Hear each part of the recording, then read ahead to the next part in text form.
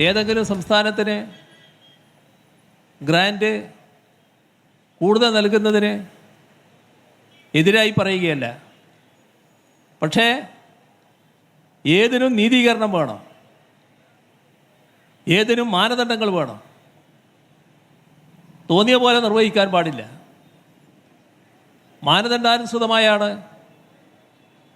ഏത് നടപടിയും കേന്ദ്ര ഗവൺമെൻറ്റിനെ പോലൊരു സംവിധാനം നിർവഹിക്കേണ്ടത്. ഇവിടെ തങ്ങൾക്ക് രാഷ്ട്രീയമായി വിയോജിപ്പുള്ള രാഷ്ട്രീയ കക്ഷികൾ നയിക്കുന്ന സർക്കാരുകളാണ്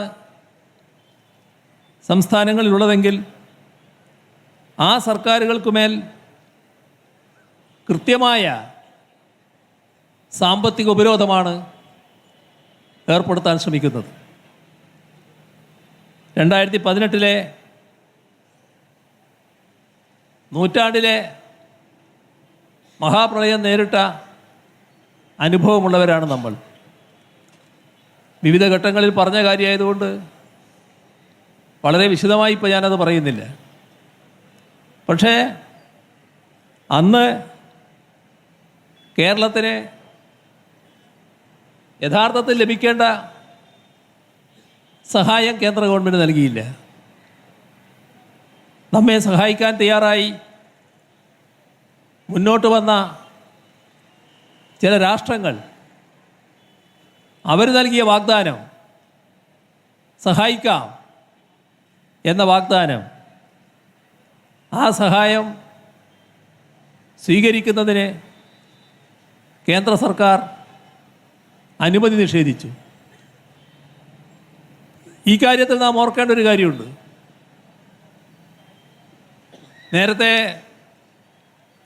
ഗുജറാത്ത് മുഖ്യമന്ത്രിയായിരുന്നു ഇപ്പോഴത്തെ പ്രധാനമന്ത്രി. അന്ന് അദ്ദേഹം മുഖ്യമന്ത്രിയായി ഇരിക്കുന്ന കാലത്താണ് ഗുജറാത്തിന് വലിയൊരു ദുരന്തം വന്നത്. ആ ദുരന്തത്തിൽപ്പെട്ട നാടിനെ സഹായിക്കാൻ എല്ലാ ഭാഗവും തയ്യാറായി. രാജ്യത്ത് കേന്ദ്ര സർക്കാർ തയ്യാറായി, അതോടൊപ്പം രാജ്യത്തിന് പുറത്തുള്ള സഹായങ്ങളും സ്വീകരിച്ചു.